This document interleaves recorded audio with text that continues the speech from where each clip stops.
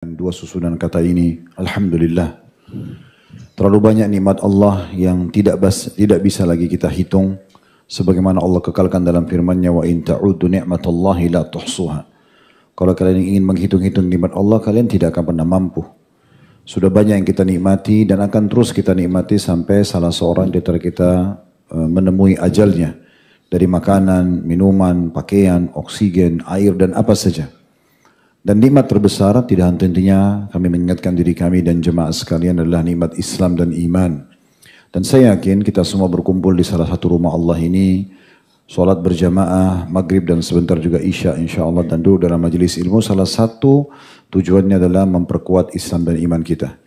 Dan pertahankan ini saudaraku seiman sampai ajal datang.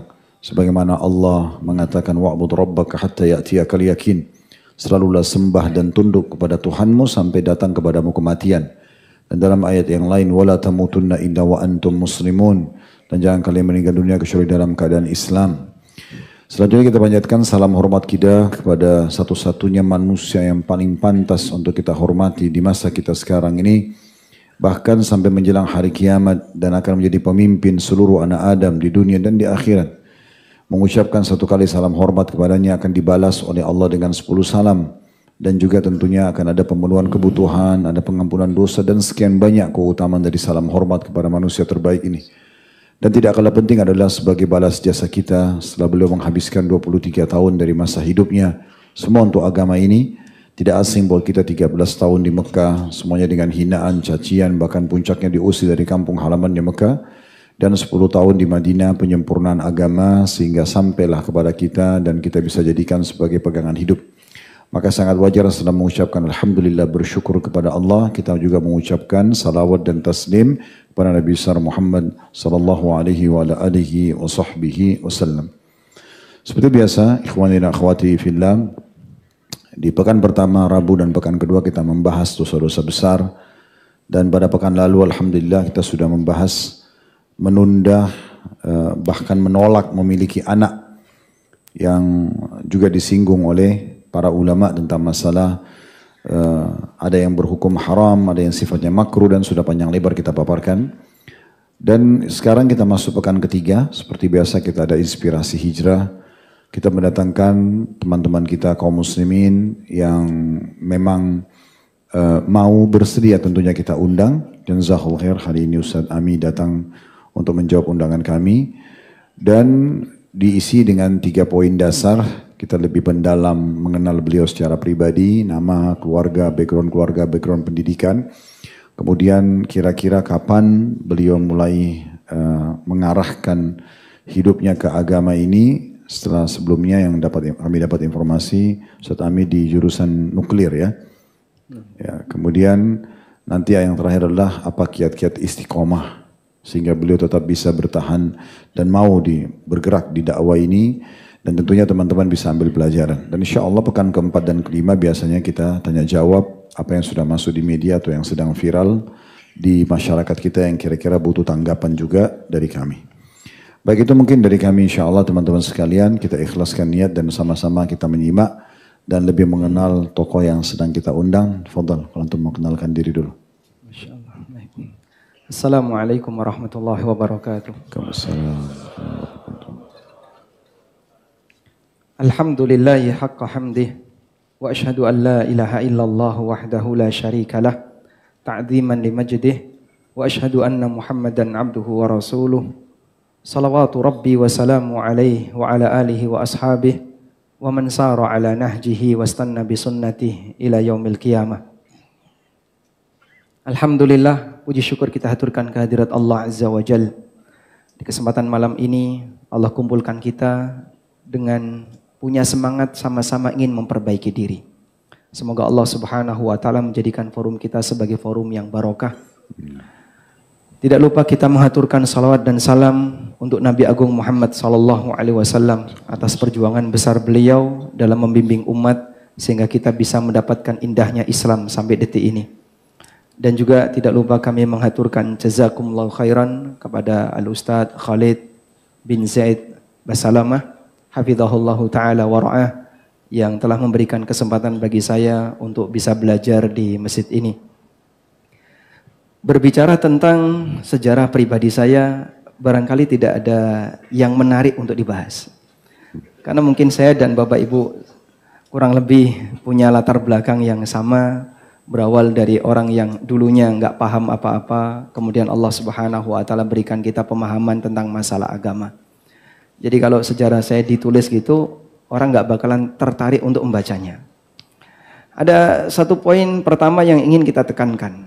Ketika Allah Subhanahu wa Ta'ala membahas para nabi, Allah Subhanahu wa Ta'ala kemudian mengatakan, ulaikal ladzina hadahumullah fabihudahu muqtadi. Mereka itulah orang-orang yang mendapatkan petunjuk dari Allah, dan dengan kepribadian dan petunjuk mereka ikutilah. Maka kita jadikan manusia nomor satu sebagai idola adalah Nabi Muhammad SAW dan para nabi yang lainnya. Selanjutnya kalau misalnya ada salah satu di antara kita yang diberi oleh Allah mungkin kelebihan dari sisi A, kelebihan dari sisi B, dan Anda barangkali tertarik untuk melihat lebih dekat, barangkali Anda bisa berkenalan dengan yang bersangkutan. Nah, saya diminta oleh beliau untuk memperkenalkan diri.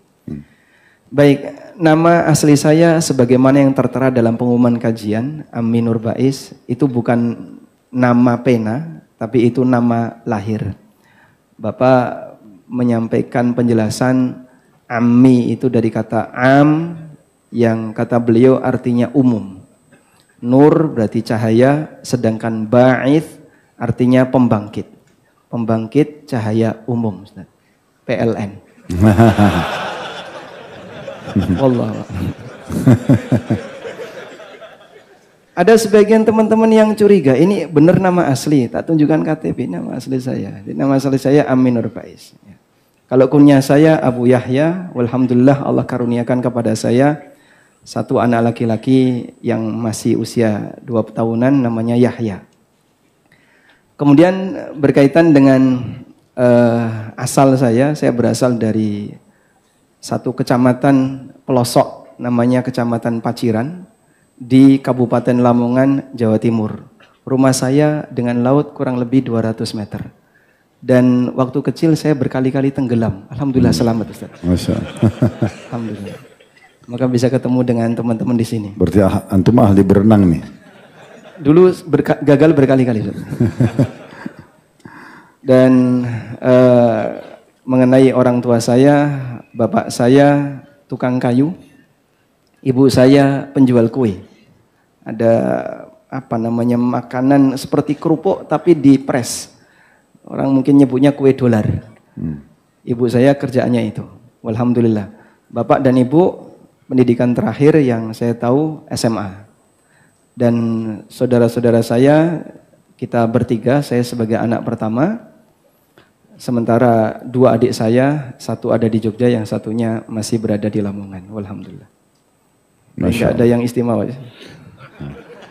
Ya, ini bentuk tawadhu beliau. Ya. Dan saya juga baru tahu kalau ada PLN ya. Apalagi beliau mengambil dari akhir nama mundur ke belakang ke depan.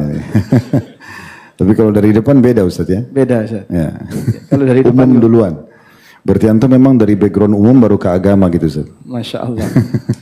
Kalau dari sisi pendidikan sebenarnya dulu waktu SD, SMP sampai SMA saya di perguruan Muhammadiyah. Dan lingkungan kami di Paciran itu dikenal sebagai kampung santri. Kanan kiri kita ada kurang lebih 5 pesantren. Ada yang besar, ada yang kecil. Saya sendiri sekolah di perguruan Muhammadiyah, tapi beberapa guru saya yang non formal itu Kiai NU. Saya dulu waktu SD sempat setoran hafalan kepada salah satu tokoh NU di kampung, dan saya juga sempat ikut beberapa kajian Kiai NU seperti membaca kitab Bulughul Maram itu di usia SMP, dan sempat mengikuti kajian Ta'limul Muta'allim, Thariqat Ta'allum, itu juga dari salah satu tokoh NU di kampung. Nah, sehingga kalau mengenai background pendidikan agama dari kecil kami sudah mengikuti. Tapi dulu saya tidak ada cita-cita untuk jadi seorang dai atau jadi seorang ustadz. Bahkan saya masih ingat bapak dulu sempat meminta saya untuk kuliah di Libya. Tapi saya tidak bersedia. Saya pengen kuliah di ilmu umum. Karena waktu SMP dan SMA ada kesukaan untuk belajar matematika, fisika sama kimia. Dan kemudian ketika lulus SMA, saya diterima di UGM. Salah satu guru saya menyarankan sebaiknya kamu mengambil jurusan teknik nuklir. Yang awalnya nggak tahu sama sekali di nuklir itu ada apa. Tapi begitu masuk, ya sudah saya nikmati sampai selesai. Alhamdulillah. Sampai selesai S1. Sampai selesai S1. Baik, teman-teman sekalian, mungkin kalau ada yang bertanya kenapa saya pribadi tidak banyak bertanya tentang atau memperkenalkan narasumber kita. Karena saya khawatir pribadi jangan sampai saya salah menyebutkan nama, maka seringkali kita suruh tamunya yang berbicara langsung. Karena kan tadi agak ganjil kalau saya yang terjemahkan PLN tadi kan, tapi kalau udah langsung dari orangnya nggak masalah gitu ya. Baik Ustaz, mungkin teman-teman banyak melihat antum di media, antum tampil membahas masalah fikih, dan itu tidak asing bagi kita tentunya, sehingga memang tetap perlu Ustaz, untuk memperkenalkan background antum. Sehingga teman-teman yang mungkin tadi antum bahasakan tidak beda dengan kami, mereka juga termotivasi. Tujuannya inspirasi hijrah itu adalah bagaimana memotivasi teman-teman yang mungkin orang tuanya bukan background agama. Kalau tadi antum bilang beliau-beliau bergerak di bisnis kue misalnya, walaupun kecil-kecilan, atau tadinya hidup di lingkungan pendidikan umum, semua itu dibutuhkan untuk ditahu Ustaz. Supaya orang tidak berpikir semua Ustaz itu memang dari kecil sudah di pesantren. Ternyata tidak di pesantren pun, tamat selesai S1 jurusan umum pun belum terlambat untuk bisa belajar agama. Itu kurang lebih gambarannya Ustaz. Baik, jadi waktu saya kuliah saya belum bisa membaca kitab gundul. Namun waktu itu saya tinggal di sebuah pondok. Nah pondok ini gratis Ustaz. Tidak jauh dari kampus. Dan saya niatnya ingin membantu orang tua biar tidak menjadi beban beliau untuk biaya tempat tinggal. Di pondok itu gratis, bisa makan gratis dan seterusnya. Akhirnya saya berusaha untuk bertahan tinggal di pondok itu. Nah pondok ini pendidikan utamanya adalah menghafal Quran dan ada satu program khusus untuk mahasiswa yang waktu itu diselenggarakan oleh Al-Ustadz Aris Munandar, hafizahullah. Beliau mengajarkan kami dan waktu itu sama-sama mahasiswa, cuman beliau lebih senior. Beliau mengajarkan kami kumpulin para mahasiswa yang lain untuk kajian setiap malam dari mulai jam 8 sampai jam 10. Itu tiap hari tanpa libur. Dan itu ujian yang paling berat. Jadi di tengah kajian pulpen jatuh, kitab jatuh itu biasa Ustaz. Karena saking ngantuknya. Saking ngantuknya. Banyak sekali teman-teman yang ketika ikut daftar bareng saya yang mereka nggak sanggup terus keluar dari pondok itu. Pada waktu saya ikut kajian itu nggak ngerti sama sekali.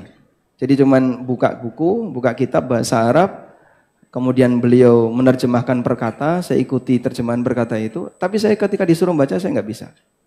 Sampai akhirnya kurang lebih di semester yang ketiga, berarti kurang lebih 1,5 tahun, barulah Allah Subhanahu Wa Taala memberikan kemudahan bagi saya untuk bisa mengikutinya. Dan sejak saat itu saya bisa membaca kitab gundul. Kebiasaan saya, ini kitab bahasa Arab, ini kamus, namanya kamus Mahmud Yunus, yang tipis itu ya. Sehingga saya selalu membuka kamus kalau melihat ada kata yang saya nggak paham. Saya tulis satu kata demi kata terjemahannya, pembiasaan-pembiasaan seperti itu akhirnya menambah kosakata dan mufradat yang saya miliki. Alhamdulillah dari situlah kemudian sedikit terbantu ketika ketemu kata-kata yang semisal. Nah, salah satu di antara pengaruh terbesar kenapa saya punya ketertarikan di situ. Dulu awal-awal ketika saya belajar ilmu agama, seperti nggak pernah masuk. Bahkan materi itu seolah-olah menolak. Kenapa ada materi seperti ini? Belum bisa saya terima. Sampai satu ketika, pada saat waktu istirahat, setelah kajian, jadi kurang lebih jam 10 malam itu, rak sebelah saya itu punya teman, rak buku. Di situ ada satu buku yang isinya membahas tentang tata cara sholat. Saya sebenarnya tidak sengaja untuk pinjam buku itu. Cuman saya tertarik melihat judulnya. Tata cara sholat kok ada yang tebel kayak gini. Karena biasanya yang saya jumpai tata cara sholat yang tipis-tipis. Akhirnya saya pinjam buku itu. Saya baca dan saya merasa baru pertama kali ini saya melihat ada buku yang menjelaskan tentang tata cara sholat lengkap dengan dalil. Gerakan A disebutkan dalilnya, bacaan B disebutkan dalilnya, bacaan C disebutkan dalilnya, dan penulis kadang menyebutkan ada sekian versi dalil, ada sekian versi bacaan. Sejak saat itu saya punya ketertarikan untuk ingin memperbarui sholat saya. Karena ada banyak hal baru yang belum pernah saya jumpai. Dan salah satu faktornya adalah kita makin yakin dengan adanya dalil yang disebutkan oleh penulis. Akhirnya saya penasaran dengan isi buku ini. Saya baca buku itu selesai kurang lebih 3 hari. Buku itu judulnya Sifat Sholat Nabi SAW. Sejak saat itu ada ketertarikan untuk sering membaca hadis. Maka saya baca Riyadhus Shalihin dan alhamdulillah di pondok itu juga ada program membaca hadis tiap habis duhur. Baru sejak saat itulah ada ketertarikan untuk serius belajar Islam. Sehingga yang sebelumnya saya ingin berada dalam posisi tetap belajar ilmu umum, kalau bisa bahkan lanjut ke jenjang berikutnya di ilmu umum. Begitu ada ketertarikan untuk belajar ilmu agama, jadi sedikit bergeser konsentrasi yang sebelumnya saya lakukan. Dari situlah kemudian saya ingin mendalami ilmu agama. Mungkin sebelum jauh ke sana Ustaz Ami, umur antum berapa sekarang? Lahir tahun berapa? Sekarang kurang lebih 42. 42. Baik. Berumah tangga umur berapa? Saya menikah umur 24. 24. Antum umur berapa? Jangan sampai sudah ada 26 di sini belum nikah, 27. Ada yang 40 kali. Baik Ustaz. Masuk jenjang pendidikan dulu tadi. Antum kan bilang di Muhammadiyah ya, SD, SMP, SMA begitu ya. Setelah tamat, antum masuk di universitas mana? Lulus SMA saya di UGM. Di UGM. Di Teknik Nuklir itu. Di situ tahun berapa masuknya? 2002. Ustaz. 2002. Selesai sampai S1 berarti ya? Selesai. 2006 saya lulus, 2007 wisuda. Terus waktu mulai kenal tajian tadi Ustadz Aris, Hafizahullah misalnya, itu mulai tahun berapa? Di tingkat berapa kuliah? Semester pertama saya sudah kenal beliau dan ikut majelis beliau. Apa sebabnya pemicu antum mau hadir majelis? Kan sekarang arahnya lebih kepada pendidikan umum tadinya. Apakah ada lingkungan teman-teman yang mengajak misalnya? Jadi awalnya majelis itu ada di dalam pondok. Awalnya saya cuma pengen tinggal di pondok itu biar nanti dapat keringanan, tidak keluar biaya untuk kuliah. Dan saya nggak betah di majelis itu. Teman-teman yang pada keluar itu, saya juga pengen keluar. Cuman saya berusaha untuk sabarlah di sini. Artinya pondok ini menerima siapapun dari luar yang ambil kuliah umum, yang penting mereka ikut taklim yang jam 8 sampai jam 10 malam itu. Betul. Jadi itu aja syaratnya. Syaratnya harus berada di pondok dari jam 6 sampai jam 6. Jam 6 malam sampai jam 6 pagi. Sehingga ada 2 program yang didapatkan oleh mahasiswa, kajian malam jam 8 sampai jam 10 itu, dan yang kedua tahfidz setelah subuh. 2 ini wajib. Kalau nggak ikut ini ada ya konsekuensi, kalau terlalu sering bisa dikeluarkan. Itu berarti mulai dari tingkat 1 kuliah? Mulai dari semester 1. Semester 1. Berjalan berapa lama Ustaz? Sampai antum akhirnya tadi menemukan buku sifat sholat itu. Itu sifat sholat buku Syekh Albani bukan? Betul. Baik. Jadi saya menemukan buku itu kira-kira di semester yang kedua. Ketertarikan untuk serius belajar agama dimulai dari situ. Jadi awalnya kita nggak betah. Jadi di majelisnya Ustadz itu, apalagi dengan ngantuknya tadi, kalau Ustadz lagi libur itu bahagianya luar biasa. Insya Allah. Dan nggak pernah libur. Liburnya cuman pas Ustadz Aris kajian di luar.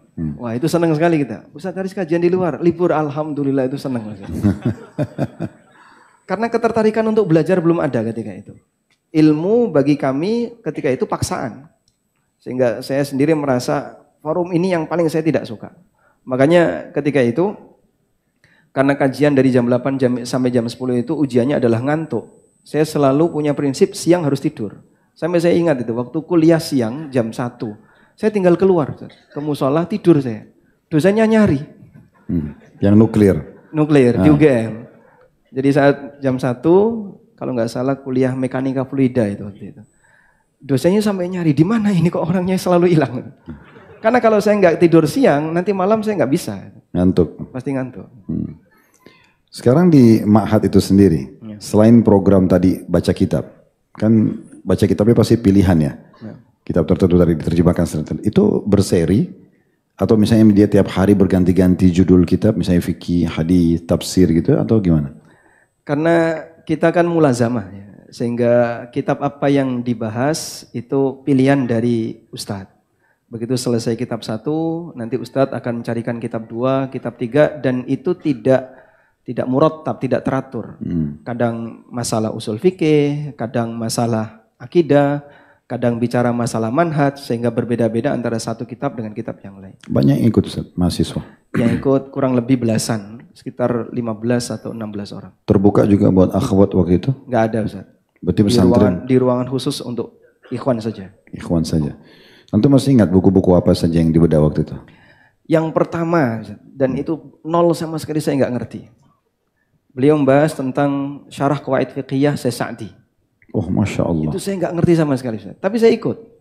Dan salah satu prinsip saya ketika belajar, kalau kamu nggak ngerti, ditelan apa adanya. Akhirnya saya ikut dan beliau bicara apa, saya catat. Sekian tahun berikutnya baru saya paham. Buku itu masih ada dan ketika saya baca ini catatan saya dulu. Maka saya selalu menyarankan kepada teman-teman, kalau Anda misalnya belajar apapun, kalaupun nggak ngerti, jangan mutung. Ketika Anda mutung, itu sama dengan Anda menutup diri, tidak akan pernah kenal selamanya. Tapi saya punya prinsip, kalau nggak paham, telan apa adanya. Jadi tetap saya catat, sekian tahun berikutnya saya baru paham. Buku yang kedua, Syarah Ushulus Salasah Syekh Utsaimin. Itu agak sedikit ngerti ketika itu. Karena ketika beliau kasih penjelasan, lebih relate dengan kehidupan nyata. Kemudian buku yang ketiga, itu ditulis oleh Syekh Muhammad Al-Imam, ulama Yaman. Judulnya tentang Hukmul Intikhabat, hukum masalah pemilu. Dan ketika membahas buku ini, saya lebih nggak paham. Karena baru belajar tapi sudah menyinggung masalah politik. Karena pembahasan tentang pemilu, tentang demokrasi, ini apa kitab. Tapi saya cuma ikuti saja.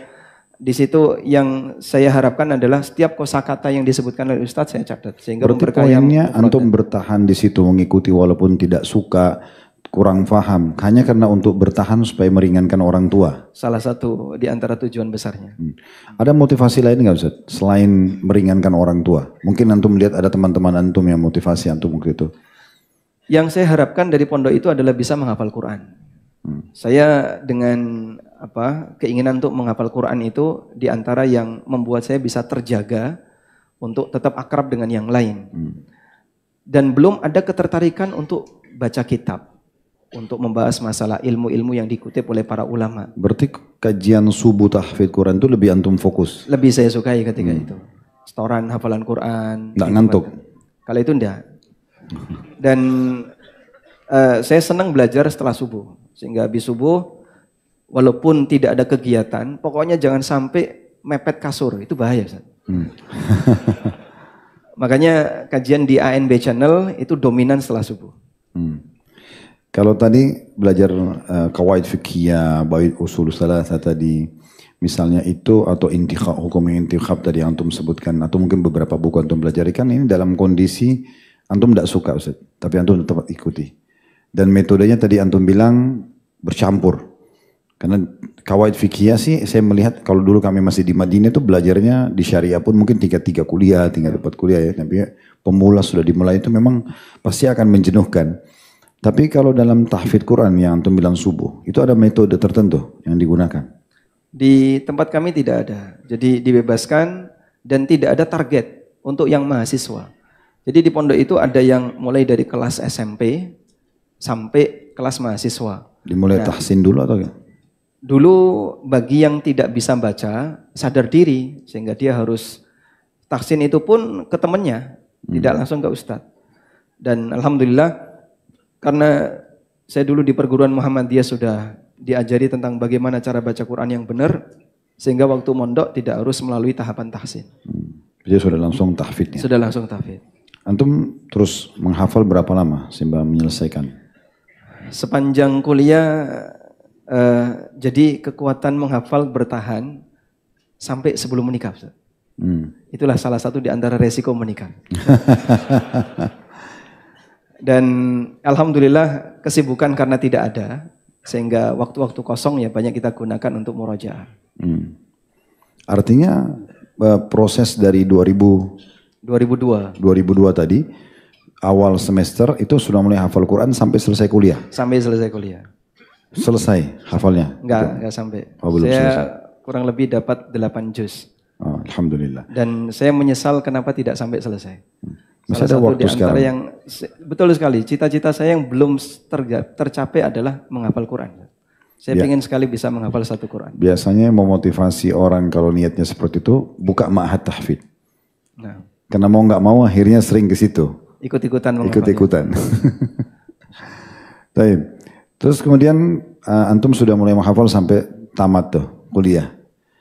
Ini di tingkat 2 kuliah tadi kan mulai tertarik dengan baca-baca kitab tuh. Betul. Ini terus berjalan sampai prosesi menikah. Alhamdulillah, begitu saya ada ketertarikan untuk belajar, barulah bisa menikmati kajian. Jadi yang awalnya merasa, ya boleh disebut tersiksa, nggak nyaman. Jadi setiap kali kajian tuh berkali-kali lihat jam. Kapan jam 10? Kapan jam 10? Sementara jamnya ada di belakang saya. Jadi ustadznya di depan lihat jam, kita kalau lihat jam kan nggak boleh, Ustaz. Kalau berkali-kali lihat jam nanti akan disinggung sama beliau. Dan baru bisa menikmati di semester yang ketiga. Nah, ketika saya sudah bisa menikmati di saat itulah seperti kita menyantap makanan. Kajian mendapatkan ilmu yang baru, Masya Allah. Kayak orang makan, Ustaz. Merasakan kelezatan ilmu. Sebelumnya tidak sama sekali. Dan itulah pengaruh dari hidayah bagi saya. Berarti penyebab utamanya pemicu karena baca sifat sholat tadi ya? Betul sekali. Hanya karena bacaan itu saja? Saya mungkin bisa sebut karena itu, Ustaz. Dan ternyata yang punya pengalaman seperti ini ada banyak. Termasuk diantaranya Syekh Abu Ishaq Al-Huwaini rahimahullah. Itu kan pemicunya karena membaca buku sifat sholat Nabi SAW. Makanya mungkin teman-teman juga bisa merasakan. Ketika Anda punya ketertarikan untuk belajar sholat lebih serius, Allah Subhanahu wa Ta'ala bukakan hidayah untuk yang lain. Dan betul apa yang disabdakan Nabi SAW, amal yang pertama dihisab adalah sholat. Ketika baik, seluruh amal itu baik. Ternyata penjelasannya ada di sini. Jadi saat kita punya ketertarikan untuk memperbaiki sholat, Allah kasih hidayah kita untuk memperbaiki amal yang lain. Makanya hisab sholat baik, amal yang lain jadi ikutan baik. Jadi kalau antum mau mengambil kesimpulan dulu sebelum kita lanjut, berarti background keluarga walaupun bukan dasarnya agama, background juga anak-anak walaupun bukan dasarnya dari pesantren secara khusus gitu ya, tapi tetap bisa saja terbentuk terarah menuju ke agama. Pelajaran yang kedua yang bisa diambil tadi, bagaimana pesan beliau sebenarnya tidak mau tidak mau membebankan orang tua. Saya sih menangkap kesimpulan Ustaz, kemungkinan besar dari situ ada keberkahan yang membuat akhirnya antum jadi tertarik untuk melanjutkan kitab tadi. Karena niat baik tetap ada ya untuk tidak membebankan orang tua. Karena kalau tidak mungkin antum bisa lari seperti teman-teman tadi. Jadi teman-teman kalau lagi belajar mungkin ada saatnya kita hadir di pengajian, tidak semua bisa kita tangkap. Tidak semua juga kita bisa amalkan apa yang kita dengar. Mungkin setelah sekian kali kita hadir baru kita tertarik. Berapa banyak orang di antara kita sebuah hadis diamalkan setelah 10 kali dia dengar. Setelah 20 kali dia dengar. Maka jangan berhenti untuk itu. Karena bisa saja kita tersentuhnya kita tidak tahu hidayah itu datang kapan. Ya kan? Kemudian juga yang ketiga, lihat lingkungan. Kalau tadi ada kegiatan-kegiatan bagi teman-teman yang bergerak di jurusan umum, di kampus-kampus, cobalah aktif ya di pengajian-pengajian yang ada. Karena mungkin orang tua antum menuntut antum untuk masuk jurusan umum, antum pun memang suka misalnya di situ. Tapi kalau kita lihat dari kehidupan Ustadz Ami dan sebelumnya juga Ustadz Muhammad Abdul Tausik Al-Habibahumullah semuanya itu kan sama ya. Karena jurusan umum kuliah tapi dari sisi lain juga tetap menuntut ilmu agama. Nah ini hal yang penting yang harus digarisbawahi. Saya ingat dulu ke tahun 1998 dulu, pertama sekali kami balik dari Madinah, itu di kota Makassar ngisi di beberapa kampus. Di Unhas, di UMI, di kampus-kampus di kota Makassar. Saya melihat sebenarnya menggerakkan kajian-kajian mahasiswa itu memang sebagian orang saja. Yang memang punya kepedulian. Sehingga mereka mengundang ustadz-ustadz datang, lalu dipanggillah mahasiswa. Berapa banyak orang yang datang hanya karena mau tahu aja awalnya. Atau diajak sama temannya. Tapi karena dia merasa nyaman setelah ikut kajian, akhirnya dia continue. Nah ini cuma butuh segelintir orang saja yang bergerak. Jadi jangan tunggu kalau di kampus antum tidak ada orang yang bergerak, lalu antum diam. Nah, antum coba mengajak teman-teman yang ada kepedulian agama, lalu membentuk itu. Ya, alhamdulillah kalau tadi ada Ustadz Aris buat pesantren di dekat kampus beliau di UGM. Tapi kalau tidak ada maka kita bisa membentuk itu. Saya ingat salah satu sepupu saya, beliau tinggal di Australia. Itu dia sekolahnya non muslim. Tapi pada saat dia lihat di sekolah itu ada beberapa orang muslim dan dia mau butuh sholat. Dia coba lobby pihak sekolahnya. Dia coba lobby kalau bisa mendatangkan orang yang bisa mengisi kajian dan akhirnya diizinkan. Ternyata ini hanya sekedar kepedulian dan Allah melihat itu, Allah menilai itu. Nah selanjutnya tadi sebab hidayah dari buku ya, ini salah satu poin yang penting teman-teman sekalian. Saya melihat Allahu alam hadiah yang paling besar yang kita kasih kepada orang itu ilmu. Lebih baik daripada antum hanya sekedar memberikan makanan, minuman, pakaian, itu juga boleh. Daripada hadiah-hadiah yang kita berikan, tapi memberikan buku ini mahal sekali. Saya ingat dulu di kota Makassar, Ustaz Ami, ada salah satu dosen dari Ummul Qura. Beliau dapat tugas menjadi dosen terbang dari Saudi. Saya kenal baik beliau, ada 2 orang, satu dari Mekah, satu dari Hail. Nah, salah satunya ini, dia bernama Ali, kita panggilnya Syekh Ali waktu itu. Dia punya satu tradisi yang menarik di kota Makassar tuh. Setiap dia keluar sama istrinya, pergi ke mall, belanja bulanan, atau dia keluarlah menuju ke kampus kalau dia mau ngajar, dia tidak pernah lepas bawa buku saku. Orang sana biasa bilang kutaibat, tapi bahasa Indonesia. Apa saja yang dia mampu beli. Setiap ketemu orang, transaksi, dia tanya muslim, ya dikasih buku, dikasih buku, dikasih buku. Saya pernah tanya, kenapa? Kenapa kasih buku? Dia bilang mungkin kalau dia tidak baca, temannya baca, keluarganya baca. Mungkin dari 10 orang yang dikasih, mungkin 2 orang yang baca, itu sudah cukup buat saya. Menurut saya ini menarik gitu ya. Saya pernah satu kali punya pengalaman Ustaz Ami di Mekah. Waktu itu di salah satu guru Darul Hadis, Syekh Muhammad Jamil Zainu, saya nggak tahu beliau masih hidup atau tidak. Bukunya waktu itu ya, karya tulisnya sekitar 37 karya tulis. Beliau ngajar di Darul Hadis. Saya belum pernah menemukan buku, itu tertulis di depannya, semua muslim punya hak untuk mencetak. Dan bagi yang berminat, silakan hubungi penulis. Ditaruh nomor telepon beliau. Maka saya telepon waktu itu. Dan saya datang ke rumahnya. Beliau sudah tua, jenggotnya putih semua. Dan di Indonesia sudah banyak diterjemahkan bukunya. Syekh Muhammad Jamil Zainu. Kemudian saya ngobrol lama. Saya bilang, Syekh, saya termasuk orang yang suka dengan buku-buku tulisan Anda. Terus dia apa masukannya, kita berdiskusi. Terakhir waktu mau pulang dia bilang, Khalid ambil ini buku-buku. Bagi. Saya bilang saya nggak bisa, bagasi saya di pesawat maksimal 30 kilo. Tapi saya coba ambil lah. Saya ambil setiap judul 20-20 piece. Waktu itu pikiran saya sederhana. Ya udah saya kebetulan waktu di Jeddah di rumah sepupu saya, ada masjid dekatnya. Saya coba kasih ke masjid itu. Tapi ini satu pikiran yang terlintas begitu saja. Begitu tiba di Jeddah, saya ketemu sama remas lah anak-anak muda, orang-orang Saudi di Jeddah di masjid itu. Lalu saya bilang, saya tadi ke Muhammad Syekh Jamil Zainu dan ini memberikan buku kepada saya. Saya nggak mungkin bawa ke Indonesia semua. Bagaimana kalau kita wakafin buat masjid? Taruh di sini aja. Oh dia bilang ide yang bagus, mereka bilang.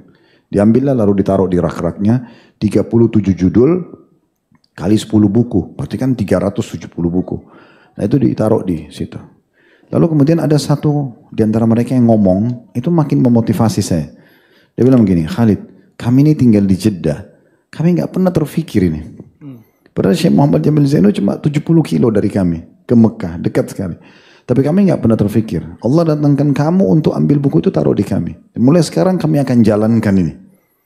Berarti kan kita hanya coba butuh juhud, upaya sedikit saja. Dan ternyata itu kita tidak tahu mungkin menjadi contoh. Saya sudah tidak tahu seperti apa perkembangan sekarang di sana. Tapi yang jelas ini salah satu ide yang bagus. Karena beliau dapat hidayah karena melihat buku tadi kan. Nah, tidak ada salahnya kita kalau silaturahim keluarga, mampir di satu musola lagi sholat, di kantor, dihadiahkan buku-buku. Minimal buku kecil aja, kayak tadi sifat sholat Nabi misalnya, atau yang semisalnya. Siapa tahu itu menjadi penyebab hidayah bagi orang lain. Ya. Baik Ustaz, afwan tadi kita cut sampai di situ dulu. Selanjutnya Ustaz, setelah antum mulai tamat kuliah, menikah nih, antum sudah mulai tertarikkan dengan agama. Di saat itu sudah ada aktivitas dakwah? Saya diminta dulu di pesantren itu ada program pembinaan beberapa masjid di sekitar. Dan alhamdulillah tahun 2005, berarti kurang lebih 3 tahun setelah saya kuliah dan belum lulus waktu itu, diminta untuk ngisi di sebuah masjid. Masjid itu jaraknya dengan pesantren kurang lebih 5 kilo. Pesantrennya Ustadz Aris tadi? Ya. Ya, oke. Dan sampai sekarang akhirnya saya tinggal dekat dengan masjid itu. Masya Allah. Sehingga dari 2005 sampai 2025, kurang lebih 20 tahun, saya sudah beraktivitas dengan penduduk situ. Dan studio ANB, rumah saya ada di kampung di mana masjid itu ada. Masya Allah. Kemudian juga sempat diminta untuk ngisi di beberapa masjid yang lain. Dan itu berawal dari... Ini sebelum menikah? Sebelum menikah, masih kuliah. 2005 saya masih kuliah. Dan itu berawal dari beberapa asatidah yang dulu sempat ngisi di sana, kemudian mereka lanjut kuliah ke Timur Tengah. Akhirnya ketika kosong saya yang diminta untuk ganti. Setelah itu tahun 2005, 2000 berapa nih menikahnya nih? 2006 saya lulus UGM. Nah, 2006 sampai 2008. Saya nikah di tahun 2008. 2006 sampai 2008. Sama gadis Lamongan juga? Bukan. Ustaz. Oh bukan. Dari luar? Dari Klaten. Oh Masya Allah. Timurnya Jogja. 2006 sampai 2008 saya kerja setelah lulus dari kampus, kerja di laboratorium di kampus itu, lab analisis radioaktivitas. Dan di antara tugasnya ya membimbing beberapa mahasiswa yang ingin menggunakan lab untuk tugas akhir mereka. Kemudian 2007 saya ikut kuliah, Mediu itulah 2007. Tapi waktu itu ada learning centernya di Jogja. Sehingga kita tidak harus ke Malaysia dan ketika itu pembukaan pertama gratis bahkan dapat uang saku. Di learning center itu kita bertemu langsung dengan ada mu'id ya, yang tentor dan bahasa pengantarnya bahasa Arab. Pembiasaan saya untuk mendengar ceramah bahasa Arab, kemudian mendengar penjelasan bahasa Arab, sebenarnya sudah dimulai sejak 2004. Sehingga ketika di Mediu sudah terasa lebih ringan. Alhamdulillah. Itu berarti jurusan S2? S1. Oh diulangi lagi? Diulangi lagi, fikih dan usul fikih. Ambil jurusan fikih dan usul. Tahun 2000? 2007. Sampai? 2011. 2011. Antum lanjut lagi setelah itu? Tidak ada. Setelah itu kembali ke aktivitas? Berikutnya setelah lulus itu saya beraktivitas sebagaimana yang biasanya saya ngajar di pesantren, saya ngajar di beberapa masjid. Dan berarti kampus UGM tadi yang lab sudah ditinggalkan? Sudah selesai. Selain kegiatan dakwah ada kegiatan lain enggak Ustaz? Sempat dagang Ustaz. Dagang beras. Tapi rugi Ustaz. Alhamdulillah. Tapi masih berjalan? Dulu sempat ya kurang lebih 6 bulan lah saya jalani. Tahun berapa itu Ustaz? Awal-awal nikah, 2008, ya di pertengahan 2008. Sebelum saya punya anak waktu itu. Sekarang anak Yahya? Ada ya Yahya yang paling kecil. Masya Allah. Ada berapa orang anak Ustaz? Baru 4 Ustaz. Masya Allah. Baru 4 ya? Baru 4. Berarti ada target lebih? Insya Allah. Semoga istri antum mau gitu ya. Insya Allah. Baik Ustaz. Setelah selesai semuanya nih, kita sudah ambil kesimpulan bahwasanya antum dari umum, kemudian antum sudah tertarik dengan agama gitu kan, sehingga sampai antum aktivitas dalam dakwah. Untuk mempertahankan sekarang apa yang antum ketahui dari ilmu agama, sampai antum buat media gitu kan, dan tampil untuk menyampaikan kepada masyarakat dan umat Islam, apa yang mendorong antum ini, memotivasi supaya antum mau melakukan itu, sehingga kalau kita bahasakan mungkin lebih kepada istiqomahnya. Ini masuk waktu Isya, apa kita adzan dulu atau gimana? Kita lanjut sebentar. Lanjut sebentar. Baik. Kalau bicara tentang latar belakang dan motivasi kenapa saya bertahan di dunia dakwah ini, barangkali kurang lebih sama seperti dai pada umumnya, Ustaz. Ya, kita ingin menyebarkan apa yang kita tahu. Mudah-mudahan bisa mengambil peran sebagaimana yang dilakukan oleh orang-orang soleh masa silam. Karena kita tahu ilmu ini adalah anugerah. Makanya Allah Subhanahu wa taala setelah menyebutkan namanya Ar-Rahman, Allah Subhanahu wa taala menyebutkan di ayat yang kedua, 'Allamal Qur'an. baru khalaqal insan. Ar-Rahman 'allamal Qur'an khalaqal insan. Dan itu artinya bahwa nikmat pendidikan Al-Qur'an lebih tinggi dibandingkan nikmat khalqiyah, nikmat penciptaan. Sehingga antara fisik kita dengan agama kita itu lebih penting agama. Sampai pada tingkatan seperti itu. Kan itu Allah dahulukan nikmat mengajarkan Al-Quran sebelum Allah menyebutkan nikmat penciptaan manusia. Nah, saya berharap sekali sebagaimana motivasi yang diberikan Nabi SAW. Mu'allimunan nasal khaira. Orang yang mengajarkan kebaikan bagi orang lain. Yastaghfiru man fis samawati wal ard hatta al-hitan fil bahr. Akan dimintakan ampun oleh semua makhluk yang ada di langit dan di bumi sampai ikan yang ada di lautan. Sehingga kalau seperti ini kita tidak ikut mengambil bagian, kita tidak berperan, kesempatan ini nggak ada. Maka sekecil apapun yang kira-kira itu bisa bermanfaat bagi orang lain, kita ingin sampaikan. Dan Nabi SAW ajarkan, la tahkiranna minal ma'rufi syai'a. Jangan kau remehkan kebaikan sekecil apapun. Sehingga kalaupun misalnya menyampaikan tentang tata cara sholat, mungkin orang bilang, cuman kayak gitu saja. Kayak gitu saja mungkin bagi kamu. Tapi bagi mereka yang mungkin sama sekali belum pernah ngerti, ini hal yang berharga. Berikan kebaikan bagi orang lain walaupun hanya dengan nge-share atau berbagi hal penting di grup-grup WA atau di grup-grup yang lainnya agar orang bisa mendapatkan kebaikan itu. Menjaga stabilitas ilmiah, ilmu yang antum sudah miliki, dan juga menjaga stabilitas iman dan amal saleh ini, apa yang antum susun program? Ada program antum susun harian misalnya? Kayak antum atur jadwal murajaah Qur'annya, antum atur mungkin untuk talaqi juga dengan beberapa masyayikh atau apalah ya? Ya, tidak ada sesuatu yang istimewa di diri saya ya dibandingkan dengan ulama-ulama kibar dan para asatidah yang mereka menggeluti bidang ilmiah lebih dalam. Cuman saya tertarik dengan biografinya Imam An-Nawawi. Imam Nawawi itu dikatakan oleh para ulama wa kana ta'siluhu tasnifan. Imam Nawawi itu belajarnya sambil menulis. Nah, metode itulah yang saya gunakan. Sehingga pertama saya sejak SMA itu sudah punya kecenderungan untuk senang nulis. Dan kemudian ketika kuliah itu masih saya lanjutkan. Cuman waktu itu tidak ada media yang saya punya. Saya tidak punya laptop, saya tidak punya komputer.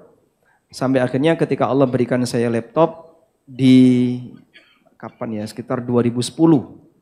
Saya pegang laptop pertama. Baru setelah itu semangat menulis muncul kembali. Nah, dari situlah apa yang saya pelajari saya tulis. Dari tulisan itu sebagian kita sebarkan di web. Dulu kami taruh di web konsultasi syariah. Kemudian sebagian saya kumpulkan sehingga jadi buku. Sehingga kami punya keinginan untuk banyak nulis buku. Itu sebenarnya sebatas mewadahi apa yang sudah kita baca. Hasil apa yang saya baca itulah yang saya kutipkan di buku tersebut. Dengan antum memberikan taklik tertentu atau? Jadi atau saya tanggapan? Untuk buku pribadi, buku tulisan pribadi, bukan buku ulama yang saya terjemahkan. Karena saya berpikir kasus di Indonesia mungkin butuh penyelesaian tersendiri.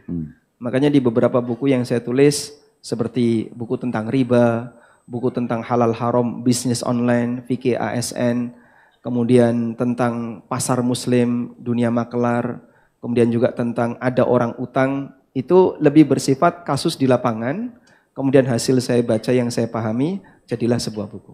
Berarti antum sekarang menyusun buku pada tema-tema tertentu yang kira-kira lebih realistis di lapangan gitu? Iya, lebih banyak berkaitan dengan masalah muamalah. Berarti bukan semua apa yang tadi misalnya antum dapat, dengarkan dulu, sebelum antum langsung nukil.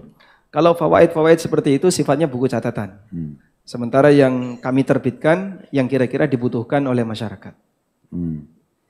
Ya, berarti yang kita ambil kesimpulannya salah satu kiat untuk istiqomahnya adalah justru terus mengajarkan ilmu itu dan dipakai metode yang dipakai oleh Imam Nawawi. Jadi belajar sambil menulis gitu ya. Dan itu juga penting ya. Cuma teman-teman jangan juga didominasi oleh tulisan tapi tidak memahaminya. Nah, al-ilmu fis suduri la fis sutur. Ilmu itu yang dalam hati dan bukan di tulisan, tapi tulisan itu pelengkapnya. Nah, mungkin kalau Ustadz Ami sudah menyatukan keduanya, alhamdulillah gitu ya. Dan kita doakan Ustadz, semoga insya Allah antum bisa istiqomah, selalu terus bermanfaat bagi umat, antum bisa terbitkan banyak buku-buku karena muamalah ini kan terus berkembang. Makin banyak jenis-jenis transaksi yang muncul dan makin banyak butuh penjelasan dengan retorika yang baik, dengan tenang mempelajarinya dan juga coba mengutip dan menyatukan pendapat-pendapat ulama ini penting sekali. Jazakallah khair, sudah banyak memberikan manfaat dan mudah-mudahan antum istiqomah insyaallah. Amin. Baik, tafadhal. Kalau ada yang pertanyaan masuk. Oke. Seperti biasa ya, nanti kita azan langsung iqomah. Ya. Oke, bismillah. Mungkin kita batasi 3 pertanyaan saja, Ustaz. Pertanyaan pertama, Assalamualaikum Ustaz, izin bertanya. Waalaikumsalam.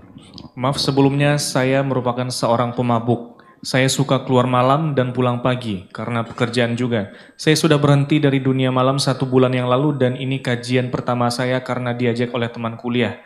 Apakah Allah akan mengampuni saya? Apakah kesempatan itu akan datang untuk saya? Bagaimana jika saya dicemooh oleh rekan-rekan kerja? Wassalamualaikum Ustaz. Kami mau jawab? Fadhal Ustaz. Ya. Pertama sekali, selamat bergabung. Ya, penanya ini saya tidak tahu di mana posisinya, tapi selamat bergabung di majelis ilmu kami dan masjid serta majelis ilmu selalu terbuka orang-orang seperti Anda. Majelis kita ini bukan khusus untuk orang yang sudah lama hijrah. Semua orang bisa hadir, muslimin bisa hadir, bisa bertanya, ya, dan juga mendalami. Dan Anda bersyukur kepada Allah Subhanahu wa taala karena Allah memberikan Anda teman yang mau mengajak Anda. Saya yakin, saya pribadi sekarang saya merasa ada, walaupun kita cuma diskusi tentang masalah pribadi Ustaz Ami misalnya, tetapi ada hal-hal yang kita rasakan dari majelis itu, ketenangan jiwa, rahmat Allah Subhanahu wa taala turun, itu memang ada, ya. Nah, ketenangan ini susah untuk dibeli, ya. Tidak ada nilainya. Kebagian orang mencari ketenangan mungkin dengan tadi malam, diskotik, musik dengan begitu besar. Dan kadang-kadang syaitan menghiasi seakan-akan itu indah buat dia. Padahal sebenarnya sulit, berbicara sama orang pun sulit karena ributnya gitu ya, kondisi dan keadaan. Mabuk juga kita jadi tidak tahu apa yang harus kita kerjakan di esok harinya. Dan tidak lepas, biasanya saudara-saudaranya itu berantem, perzinahan. Sebagaimana majelis ilmu begini, itu saudaranya jelas gitu ya. Kita lebih termotivasi untuk ibadah, kita mendapatkan teman-teman yang baik, ya, seperti itu. Maka selamat datang tentunya bergabung dan ini sangat terbuka buat Anda. Kalau pertanyaan tadi apakah Allah akan mengampuni, tentu saja. Allah, kata Nabi SAW, akan mengampuni dosa seorang hamba, bahkan menerima taubatnya selama belum ruhnya sampai ke kerongkongannya, gitu kan. Dan sangat terbuka dalam hadis lain sebelum matahari terbit dari barat, ya. Jadi sangat terbuka. Dan bergembiralah dengan sabda Nabi SAW, sesungguhnya Allah itu sangat gembira dengan taubat hamba-hambanya, lebih gembira daripada seseorang di antara kalian membawa semua bekalnya di atas tunggangannya atau untahnya, kemudian dia datang ke satu padang sahara yang tidak bertuan, dan dia tidur di bawah sebuah pohon, lalu hilanglah unta tersebut dengan semua bekalnya. Pada saat dia bangun, dia cari dan tidak ketemu, dan dia sudah putus asa, dia pun berkata, saya akan kembali ke pohon yang tadi untuk tidur lagi, semoga saja saya sudah mati, tidak bangun. Pada saat dia terbangun, kata Nabi SAW, dia temukan untah dan bekalnya, sehingga dia bisa melanjutkan estafet kehidupan. Maka bagaimana gembiranya dia? Allah Azza wa Jalla lebih gembira dengan taubat hamba-hambanya. Allah tidak ingin kita masuk neraka, Allah mau kita masuk ke dalam surga. Oleh karena itu Allah membukakan pintu taubat. Saya pernah menyusun sebuah tema khutbah Jumat di serial Iman, judulnya Taubat. Saya di awal pembukaan saya mengatakan ini betul-betul bonus dari Allah Subhanahu wa taala yang Allah berikan kepada kita. Andai saja Allah tidak buka pintu taubat, sekali kita berdosa langsung dihukum, itu luar biasa. Siapa di antara kita yang bisa luput dari hukuman Allah? Tapi karena Allah buka pintu taubat ini, siapa yang mau kembali, Allah gembira, Allah berikan peluang, maka itu satu hal yang luar biasa. Oleh karena itu Allah akan terima taubat Anda akan penuhi, tinggal memenuhi syarat Imam Nawawi rahimahullah, yaitu meninggalkan dosa itu, dosa apapun yang kita kerjakan kita tinggalkan, yang kedua menyesali, dan ketiga berjanji sama Allah tidak akan mengulanginya. Terakhir mungkin kalau masalah cemooh, teman-teman tidak usah dipedulikan. Apapun orang mau katakan, selama kita berada di jalan yang benar, tidak usah peduli. Itu pasti ada. Dicemooh, kamu alim ya sekarang, kamu sok ini, kamu sok itu, tidak apa-apa. Ya saya baru tahu. Saya susun tablik akbar khusus judulnya Iya, inilah aku sekarang.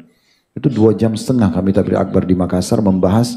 Dan ini tentang masalah keutamaan taubat dan harusnya kita tidak peduli lagi dengan kondisi dan perkataan orang-orang kalau kita sudah hijrah dan bertaubat. Dan memang itu jawabannya. Kalau orang mengatakan kamu berubah ya sekarang, iya, inilah aku sekarang. Gitu ya. Memang kita berubah. Karena kalau tidak, sampai kapan itu? Kematian depan mata dan akan menyambut kita. Dan kita akan ada pertanggungjawaban semuanya. Maka harus berhenti. Semua teman-teman kita yang buruk itu hanya maksimal mungkin setengah jam di kuburan. Gak akan lebih dari itu. Dia akan temani kita ke kuburan, besok dia pergi, pulang dengan aktivitasnya. Kita sendirian di kuburan. Dan kata Nabi SAW, kalau anak Adam meninggal, ikut di kuburan 3 hal. Keluarganya, hartanya, dan amalnya. Dan akan pulang 2 hal. Keluarganya, secinta-cintanya istri pada suami, suami pada istri, dia akan pulang. Orang tua, ibu sama anaknya pun akan pulang.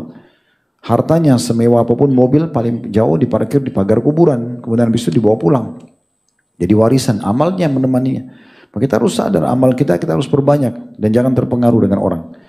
Juga saya tambahkan, jangan heran kalau Anda sudah mulai hijrah, maka akan terbentuk komunitas baru. Wajar itu. Nanti teman-teman Anda sudah tidak nyaman dengan Anda pun tidak nyaman sama mereka. Karena kalau sudah ikut pengajian begini sudah merasa, ini nggak boleh ya. Saya harus sholat, saya harus tutup aurat, saya nggak boleh lagi mabuk, saya nggak boleh lagi berzina, itu sudah ada. Maka kita merasa sudah nggak nyaman tuh. Nah, kenyamanan kita akan ada komunitas baru. Orang-orang yang ada di masjid, dari pengajian ke pengajian, dari cari rezeki halal ke rezeki halal yang lain. Nah, seperti itu memang. Itu wajar. Itu memang akan beralih kepada komunitas yang baru. Dan insya Allah tidak usah khawatir Anda akan punya teman-teman dan komunitas yang lain. Kalau Ustaz Ami mau tambahkan. Masya Allah. Baik. Jadi mungkin berbicara tentang hijrah, kita tidak tenggelam dengan masa silam.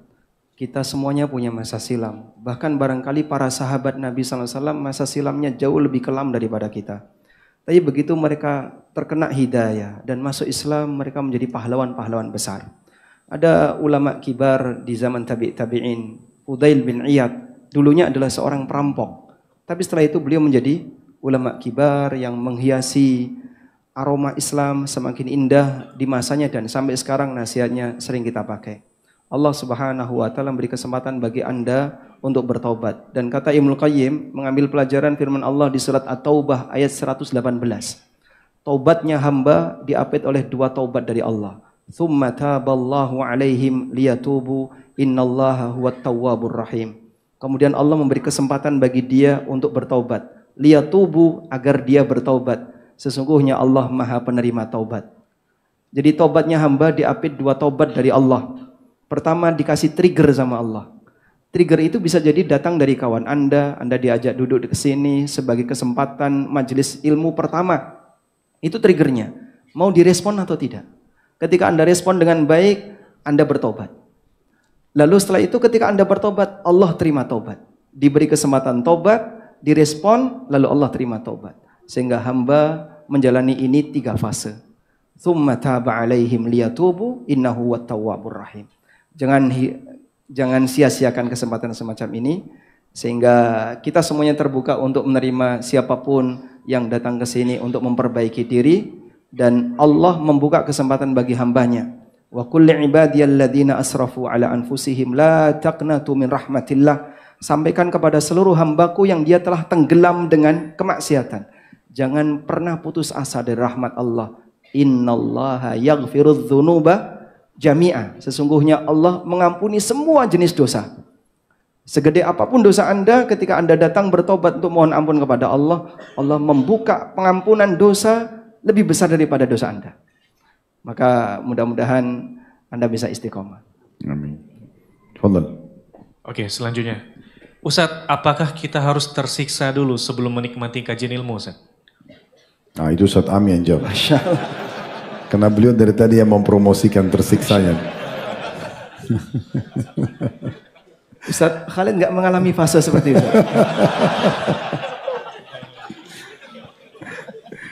Tapi antum yang dari tadi bicara, tapi tidak apa-apa, itu bicara.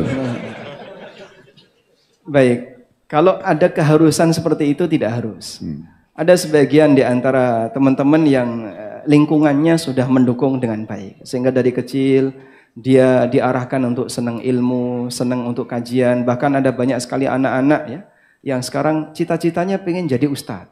Cita-citanya pengen jadi dai. Dia menghafal Quran terasa sangat ringan. Bahkan dia kalau sehari tidak menghafal Quran itu mungkin nggak nyaman. Itu dari kecil, dari anak-anak SD. Walhamdulillah atas bimbingan orang tuanya. Tapi setidaknya seperti ini. Jadi kalaupun kita sebagai orang tua yang usia sudah 40-an ke atas, 50-an ke atas, saya kalau mau berubah serius agar bisa menonjol di bidang ilmu, di bidang dakwah, apakah masih mungkin? Kesempatan itu ada, walaupun peluangnya lebih kecil dibandingkan yang masih muda. Kalaupun kita sudah gagal untuk ke arah sana, kita proyeksikan anak turunan kita. Jangan sampai anak keturunan kita kondisinya sama seperti bapaknya. Kalau perlu gimana? Jauh lebih baik. Jauh lebih baik daripada bapaknya. Sehingga alhamdulillah anak-anak keturunan teman-teman ahlu sunnah sudah mulai dekat dengan Al-Quran sejak usia SD, sejak usia SMP. Padahal dulu bapaknya SMA belum bisa baca. Bahkan kuliah belum bisa baca. Tapi anaknya sudah pandai membaca, bahkan sudah punya banyak hafalan di saat usia SD.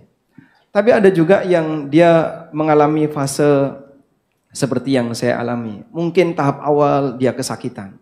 Tahap awal dia menolak, dia berontak. Diberitahu seperti ini susah untuk diterima. Dan ada satu hal yang tadi belum sempat saya ceritakan. Saya waktu SMA itu liberal. Dan di antara faktor yang membuat saya kenapa susah menerima kajian sunnah itu karena akidah liberal tadi. Beberapa buku liberal dan buku-buku orientalis yang pernah saya baca di waktu SMA itu buku filsafat perennial, Philosoph Skon.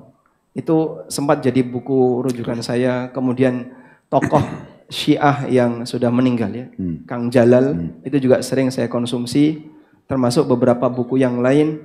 Sampai ketika SMA kelas 3, saya sempat punya cita-cita untuk ngikuti forum liberal. Cuman ibu saya yang menolak. Kamu kalau ngambil jurusan sosial, jurusan ilmu politik atau apa, gak ridho. Pokoknya harus ngambil ilmu eksak. Dan itulah yang kemudian melatar belakangi kenapa saya tetap bertahan di ilmu eksak. Nah, ketika Anda mungkin punya pemikiran-pemikiran bermasalah seperti itu. Terkadang pemikiran seperti inilah yang menghalangi orang untuk bisa dapat hidayah. Jadi ibarat sebuah gelas yang sudah dikotori dengan aneka pemikiran yang gak bersih, butuh dibuang dulu. Nah, membuang kotoran itu lebih berat. Seperti daging yang sudah ada kanker. Berbeda dengan ketika lambung itu kosong tinggal diisi. Tapi kalau sudah ada kotoran, sudah ada kanker, gimana? Harus dioperasi dulu, baru bisa diisi. Proses pembersihan itulah yang membuat saya jadi berat untuk menerima kajian-kajian sunnah tadi. Jadi kalau dari saya jawaban buat penanya tadi, kalau saya melihat tidak harus. Mirip sama jawaban Ustaz Ami tadi ya. Mungkin ada orang yang melalui fase tadi, hambatan-hambatan termasuk masalah buku-buku liberal yang dibaca misalnya. Kalau saya pribadi enggak, memang. Ya, karena sudah diarahkan oleh orang tua. Gitu. Jadi diarahkan untuk agama, ke agama, selalu begitu. Saya pun menanamkan ke anak-anak saya sekarang begitu. Jadi semuanya saya arahkan ke agama. Bagi saya, dengan belajar agama ini, walaupun dari awal kayak Ustadz Ami tadi sempat singgung, kita masih berat, atau pemahaman kita dari 100% itu masih 40-50%, masih banyak yang kita lalaikan, tapi karena terus saja, kita seperti tidak ada opsi lain, nah akhirnya kita jadi mau tidak mau terpengaruh. Dan alhamdulillah waktu itu, di antara teman-teman mahasiswa Indonesia yang diterima SMA di Madinah, di antaranya kami, saya dengan beberapa teman-teman, mungkin hanya ada 5 atau 7 orang. Setelahnya nggak ada lagi yang diterima, langsung masuk kuliah. Jadi memang fase SMA-nya juga sudah dihabisin di sana. Cuma saya pernah melalui Ustadz Ami satu fase, mungkin banyak jemaah yang tidak tahu juga. Saya tidak pernah ceritakan, cuma waktu saya selesai SMA-nya tahun 93, gitu ya. Saya sempat terfikir waktu itu di Madinah, tinggal masuk ke kuliah. Dan saya waktu itu gemar sekali ingin masuk kuliah hadis atau kuliah dakwah. Dan alhamdulillah saya masuk dakwah akhirnya. Saya sempat terfikir untuk kuliah umum. Sehingga saya mengambil satu cuti akademik waktu itu di kampus 93 sampai 94 dan saya masuk di kampus UMI jurusan manajemen. Jadi saya sempat setahun tuh, gitu kan, masuk di sana kuliah dan saya sudah merasa nyaman waktu itu. Sudahlah, saya rasa sudah cukup SMA, SMP saya belajar agama, sederhananya waktu itu pikirannya. Ya. Tapi sampai hari ini teman-teman sekalian, demi Allah yang saya syukuri kepada Allah tidak pernah saya lupakan itu, justru 1 tahun setelah saya kuliah datang lagi panggilan dari kampus Madinah. Entah bagaimana itu datang panggilan untuk kembali melanjutkan kuliah di sana. Karena kami ambil cuti akademik Islam, biasanya ini nggak dipanggil lagi. Nah waktu dipanggil lagi, saya kembali dan masuk kuliah dakwah. Dan sampai detik ini saya selalu syukuri Karena saya kembali ke agama. Entah waktu itu kalau saya lanjutkan manajemen, arahnya kemana saya nggak tahu.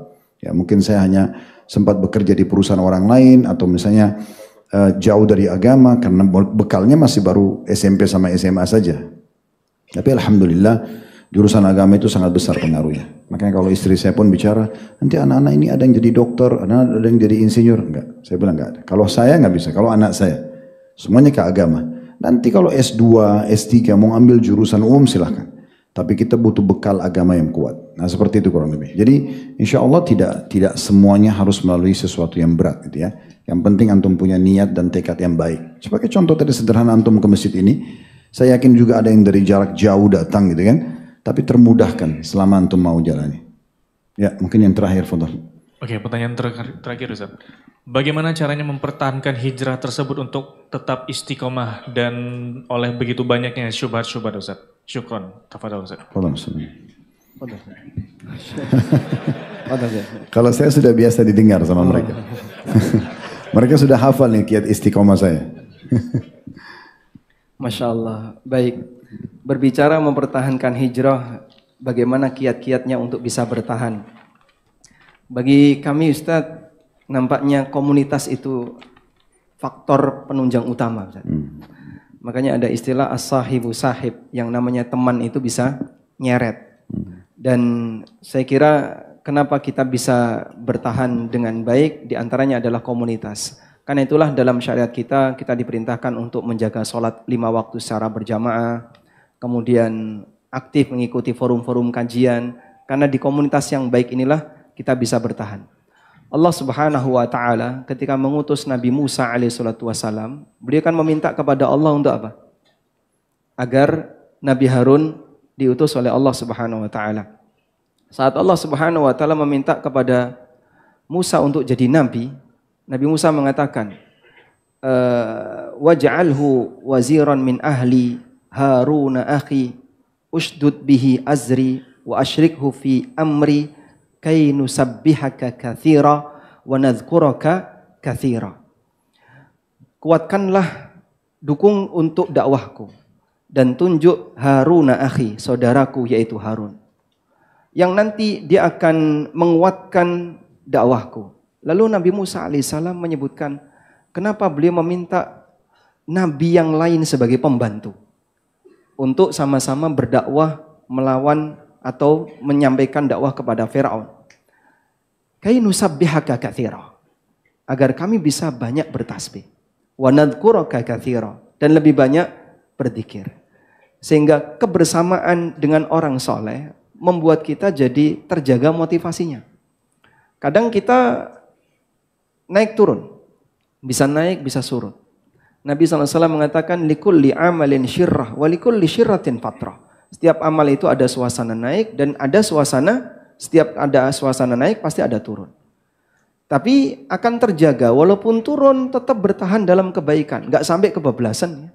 Kadang-kadang ada yang turun sampai hilang dari komunitas, hilang dari forum kajian, bahkan waliyadzubillah sampai pindah agama.